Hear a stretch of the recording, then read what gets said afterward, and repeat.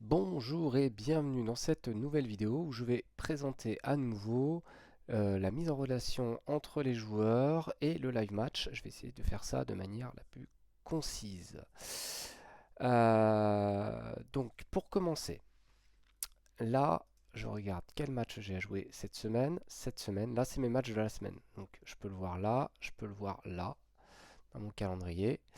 Et donc il me reste plus que ce match à jouer. Donc la première chose que je vais faire, c'est que je vais essayer de le planifier. Je vois que mon adversaire a ces disponibilités-là. Donc ce que je vais faire, c'est que je vais lui proposer ce soir à 20h, 22h. Et je lui propose 20h, 20h30 et 21h. J'envoie la proposition, celle-ci est envoyée. Et donc mon adversaire va la recevoir, il recevra une notif. Euh, alors, je vais simuler le fait de répondre côté adversaire. Tac, tac. Donc je vais accepter pour 20h30. Tac. Et du coup, je vais recevoir une notification qui va me dire Atrax a répondu oui pour vendredi 12 juin à 20h30. Voilà. Donc là, le match il est calé. Le match il est calé. Tac. Hop. Donc je vais recevoir des rappels par rapport à ça. Je crois 1 heure avant ou 2 heures avant. Je vais recevoir un rappel qui va m'indiquer que le match est à jouer. Donc arrivé le soir, je vérifie bien que je suis en ligne. Donc hop, hop, hop, je suis en ligne ou ready to play, ça marche aussi. Mon adversaire doit être en ligne. Voilà. Et je vais pouvoir ainsi le défier via la petite enveloppe. Je lui envoie une invitation. Il l'accepte. Et on arrive donc sur la page de Live Match. Alors, je vais lire toutes les règles pour que ce soit très clair pour tout le monde. On doit respecter les formes en haut sur le site dans la salle de match ainsi que les conditions météo. Donc les formes, c'est les flèches. Flèche vers le haut bleu, flèche vers le bas rouge. J'y reviendrai. On doit préparer sa formation dans la salle de match et faire correspondre les joueurs du site avec les joueurs du jeu. Donc ça, c'est logique. Les joueurs du jeu doivent correspondre aux joueurs du site. On doit respecter les suspendus et les blessés que l'on verra sur le site et ne pas les faire jouer, ni les faire entrer en jeu sur le jeu. Les remplacements automatiques sont interdits. Pensez bien à vérifier les conditions de salle avant de valider dans la salle de match. Donc il faut bien vérifier dans le jeu si les conditions correspondent bien à celles qui vont s'afficher juste après cette page. Passé cette étape, les changements avant le début de match ne sont pas autorisés. Vous gardez les joueurs en méforme, pensez bien à screen la formation adverse sur le jeu et sur le site, utile en cas de réclamation. Donc tout est clair. On laisse tous les ralentis entièrement du début à la fin. On ne coupe pas. Alors on peut passer la célébration. Ça c'est possible. Par contre on laisse le ralenti. On rentre en live, les buts et cartons. Je dis bien si possible, si l'adversaire passe le ralenti, vous pouvez passer, mais essayez de le mettre. Au pire, vous mettez en touche, vous faites une pause pour le but en tout cas. Les cartons, je suis moins. On peut les mettre à la fin du match. C'est juste qu'il ne faut pas les oublier. Vaut mieux les mettre en live, comme ça on les oublie pas. L'important c'est de ne pas oublier. Et les remplacements. Donc c'est vrai que les remplacements c'est un peu embêtant, c'est-à-dire que dans le jeu on fait les remplacements, on les fait aussi sur le site. Et il faut bien faire attention à bien choisir la minute si jamais il y a un décalage au niveau du site et du jeu. Donc dans le jeu vous appuyez sur pause, vous voyez le temps, et sur le site il faudra mettre le même timing. Important. Il est impératif de rentrer les buts, carton, remplacement pour valider la feuille de match. Donc il ne faut pas oublier. Les autres infos pourront être saisies à tout moment après le match. C'est-à-dire qu'il y a d'autres infos, on peut mettre les tirs cadrés, alors les pénaltys aussi c'est important. On peut mettre les fautes et les hors-jeux. Ça nous permet d'avoir des stats sur les joueurs et ensuite de faire des comportements réalistes sur le site. Les joueurs qui respectent au mieux la saisie des événements seront récompensés. C'est-à-dire que si à la fin, les stats du match correspondent aux événements que vous avez saisis pendant le match, à ce moment-là, vous serez récompensé. Il y aura une récompense en fin de saison. Je crois que j'ai mis jusqu'à 50 000 K pour celui qui atteint 100% ou 90%, un truc comme ça. De manière générale, je vous recommande d'enregistrer les temps forts à la fin du match. C'est le minimum qui peut permettre de rentrer quelques statistiques en fin de match. Voilà. Si jamais un bug vous empêche d'accéder au live match, communiquez la salle et faites le match en essayant de respecter les blessés et les suspendus. Screen de toutes les statistiques et des notes des joueurs à envoyer. Si jamais il y a un bug, vous bloquez pas, ça bug, mais c'est vraiment que c'est impossible de jouer. À ce moment-là, vous envoyez la feuille de match et vous jouez. Donc ça, c'est la première chose. La deuxième chose, c'est qu'on va arriver sur cette page-là où on aura finalement les conditions de la salle de match. Donc là, c'est moi qui reçois, donc c'est moi qui vais donner la salle de match. La condition, ça sera été et ensoleillé, et pas de prolongation, pas de penalty, puisqu'on est en championnat, Ligue des Masters. Donc ça, c'est ce qu'il faudra respecter dans la salle de match, dans le jeu. Juste pour revenir sur cet affichage, parce que j'ai remarqué que sur la vidéo d'origine, je n'avais pas les formes. Donc ici, Boinigno est en aléatoire, et Atrax est en forme excellente. C'est les mêmes labels que sur le jeu, il faut les respecter aussi dans la salle du jeu. Donc voilà, et sur l'affichage ensuite, tac, on a bien random en haut et flèche vers le haut pour Atrax. Il faut bien les respecter. Voilà. Donc c'est parti. Je commence, je mets la salle, donc ce qui permettra au joueur d'en face de pouvoir se connecter à la salle. Là, lui, il pourra voir la salle qu'on voit en haut à gauche du live match. Tac. Je choisis ma formation. Donc là, évidemment, c'est le moment où on doit faire correspondre la formation du site et la formation du jeu. Donc si jamais j'avais un blessé ici, je n'aurais pas le droit de le faire jouer, je n'aurais pas le droit de le faire rentrer. Donc ça, c'est une première chose. Vous le faites dans la salle de match, j'insiste bien, dans la salle de match. Important, il y a les 3 petits points, on clique dessus pour mettre le capitaine ou faire un changement rapide. On peut voir les stats aussi si on en a envie. Voilà. Mais quand on appuie sur les 3 petits points, on peut faire un changement rapide. Donc là, par exemple, si je veux changer Fayad, que je veux mettre Galarza à sa place, voilà, ça a été changé sur les 3 petits points. Donc voilà. Donc je fais correspondre ma formation sur le site et ma formation sur le jeu. Et à partir de ce moment-là, je fais Go. Donc je valide. Et à partir de là, je n'ai plus le droit de toucher à la formation tant que le match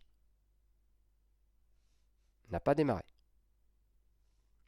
C'est la règle d'or. Donc, ce que je peux faire à ce moment-là, c'est vérifier la composition de mon adversaire. Le mieux, c'est de faire un screen. Faire un screen de ce qu'il y a dans la feuille, sur le jeu, pour ensuite vérifier qu'il a bien respecté les règles. S'il n'a pas respecté les règles, il y a un système de litige, etc. Ensuite, l'adversaire donc a validé sa formation. Moi, j'ai validé ma formation. À partir de ce moment-là, on peut rentrer dans le match, dans le jeu. On vérifie de chaque côté les conditions de match. Quand le match démarre, on appuie sur démarrer le match. Tac. Et hop, je reviens sur l'onglet Action. Et c'est ici que je vais pouvoir mettre mes événements du live match. Par exemple, il y a un tir. Donc comme on laisse tous les ralentis, normalement on a le temps de mettre ces tirs. Donc tir, voilà. Di Stefano a tiré, confirmé. Voilà. Tir cadré, c'est pas la même chose, c'est-à-dire qu'il y a eu un arrêt. Je vérifie la minute sur le jeu. Je dis bah non, en fait j'étais resté à bloquer à la deuxième, mais finalement moi c'est la 10e. Tac, je choisis la minute, je choisis le tireur, confirmé. J'ajoute une petite précision par rapport au tir cadré. Généralement, le ballon il peut rester sur le terrain. À ce moment-là, vous n'avez pas le temps de taper sur le bouton pour dire que vous avez fait un tir cadré. Vous pouvez attendre un arrêt de jeu pour le mettre. Faut toujours se rappeler de qui a tiré. Si jamais vous vous en rappelez plus, c'est pas grave. C'est un événement qui passe à la trappe. C'est pas super grave. Juste, la plupart des événements qui sont liés à des ralentis, vous mettez l'événement parce que vous avez le temps. Quand vous n'avez pas le temps, c'est pas grave. Si vous pouvez le mettre à la fin, c'est mieux. Sinon, tant pis. Et comme je le disais déjà au départ de la vidéo, ceux qui respecteront au mieux la feuille de match seront récompensés. Voilà. But, tac. Je choisis le tireur, je choisis le passeur, je valide. Voilà. Ça, vous avez largement le temps de le faire dans un ralenti. Le ralenti fait qu'il y a largement le temps. CSC, pour pouvoir choisir un joueur adverse. Voilà.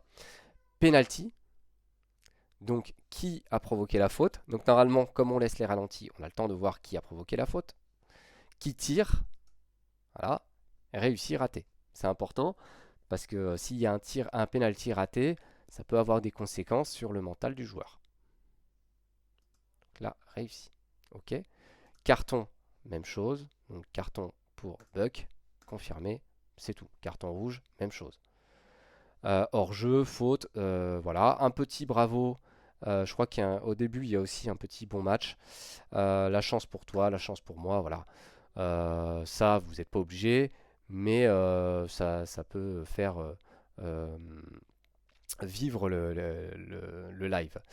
Donc voilà, mi-temps, important, ne pas oublier de mettre la mi-temps, reprise, à la fin du match, fin du match.